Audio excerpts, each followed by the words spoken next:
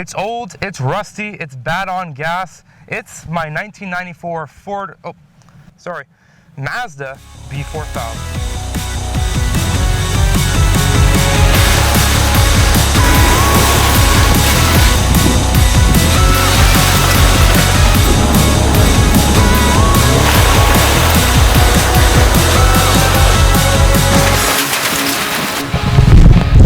Here she be.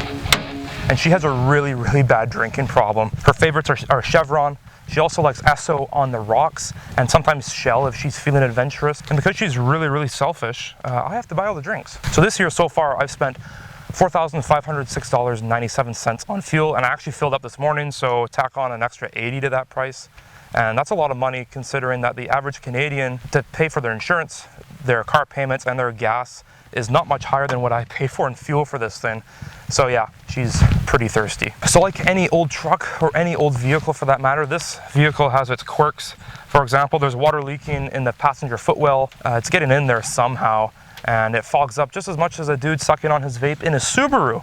Unfortunately, it doesn't smell like bananas and Red Bull. It smells just like moisture and mildew.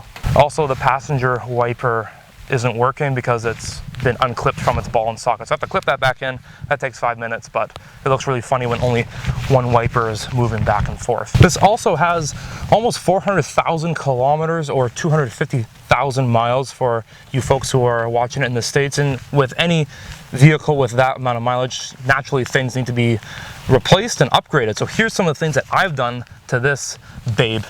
What's the point of owning a truck if you're not at least gonna put bigger tires on it? These aren't much bigger. You probably wouldn't notice that they're any bigger, but they're 31 by 10.5 by 15. And they're Ravello Ridge tracks. You probably haven't heard of them, and that's because they're a cheap Chinese brand, but they're actually awesome. For $750 installed and balanced, I can't complain. And I think this is the perfect size for a mid-sized truck if you're not gonna lift it. If you go any bigger, then people are gonna be like, okay, well, where's the lift at, bro?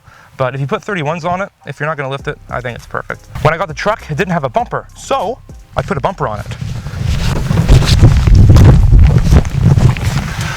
I also added this old Lear Canopy, which is actually for a new Chevy Colorado, but the measurements were within the allowable tolerances, so on it went. Hasn't fallen off yet.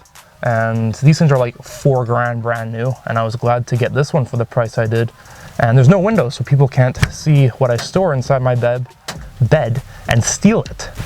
Now for the things that you can't see on the truck, I put Monroe struts on all 4 corners so it rides really nice and smooth. I also had the clutch replaced, the rear main seal, and the clutch slave. The culprit of that big repair was actually the clutch slave. It was leaking, and I had a clutch that wasn't working properly. And to replace that, you have to drop the transmission. But to drop the transmission, you have to unbolt the exhaust. But there was no unbolting in this situation. It was all torch work. So I paid an arm and a leg and a finger for labor. But now I have a truck that doesn't leak any clutch fluid, and it also leaks a little bit less engine oil. I also had the spark plug wires and spark plugs replaced because it was misfiring. And now with all that work that's been done to this thing runs and drives like a top. Now, let's take it for a drive. But first I'll use this key to open it. This is so stupid, I don't know why they did this. And I'm gonna use this key to start it. I don't know why they gave me 2 keys to start it and to open it, but apparently it was pretty common. I also have the check engine light on, another quirk of this vehicle, but I checked and it's still there, so I don't really know what else to do about that. Okay, let's get to this 4-liter engine. Now it doesn't seem that impressive on paper. It makes 160 horsepower. How did that happen? 160 horsepower at 4,000 RPMs and 220 foot-pounds of torque at 2,500 RPMs. Nice and low in the rev range, which is great for towing, crawling, and just putting around town. So it's not that impressive, but the way it delivers the power, it feels great. It's very torquey. It's great to putt around town in, and this thing's honestly a beast. And I can confidently say that because I had to deliver lumber for work one time, and I put 16 2x6s that were treated on my roof racks. Those were 16 feet each, 16 feet long, and I also had 4 6x6 treated posts at 10 feet in the back. Now those posts are 150 pounds each, and the 2x6s are about 50 pounds each. So you can do the math about how much lumber I had on top and inside of this truck.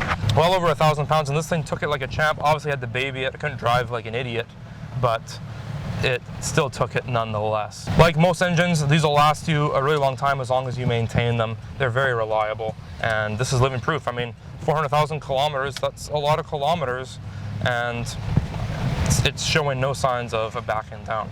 This is also a proper 4x4. We have a transfer case, 4 low, 4 high. You can also put it in 2 low if you're in traffic and just crawl instead of farting around with a clutch. It's got an LSD in the back, lock-in hubs. This thing can go places. It also has an interesting twin traction beam setup up front, which is really interesting. Now back in the 60s, trucks, they had an I-beam or a solid front axle up front, and this was fine. I mean, it worked. It was reliable, it was easy to service. But in 1960, GM, they came up with an individual front suspension for their latest truck in that year, and people liked it because it rode so nicely. A year later, Ford released their F-Series, but it had the 4th gen F-Series, but it had the same I-beam up front that was bumpy and it was old. And by this time, people had realized that the individual front suspension was way better for driving on the road. So Ford needed to do something, but they couldn't just copy what GM did. And there was a certain amount of people who loved the I-beam. They wouldn't go to any other suspension setup ever. So Ford thought, hey, why not give them twin I-beams? Explosion. So in 1965, the next Ford truck had twin I-beams, and people switched over and they loved it. It was lighter, it allowed the truck to sit lower, so gas economy was better, and it was a hit. A decade later, they released the twin traction beam, which allowed you to have 4-wheel drive and your fancy twin I-beam setup. And you could go places and still be in comfort. That's what this truck has, and it works good. People will still swap it out for a solid front axle. If you're just farting around town, or if you have a mild lift and tires and you just go soft roading, then you're good to go. If you can't tell, I'm really fond of this truck and I really like it. And if you guys have a B Series or a Ford Ranger, let me know in the comments. How has it treated you? Have you done anything to it? Let's have a discussion. I'd love to hear about your experiences with these trucks. Now, it is the same truck, the B Series and the Ford Ranger. The only thing that separates them is their appearance, which is a matter of personal preference. I like the way the B Series look a little bit more. If you're looking into getting a truck and you don't have one, if you need a work truck, this will do it. Super reliable, get you from job to job. If you want a overland rig, this will do it too. It's very capable off-road. And if you just want a truck to have a truck to listen to country music, to blast Chris Stapleton in and help your friends move, this is a truck for you. So that's all I have to say about this. I hope you guys enjoyed the video. If you made it this far, consider liking, consider subscribing. It's kind of yucky filming in this horrible weather that we're having, but you gotta do what you gotta do. Thanks very much for watching, and I will see you in the next video. Peace.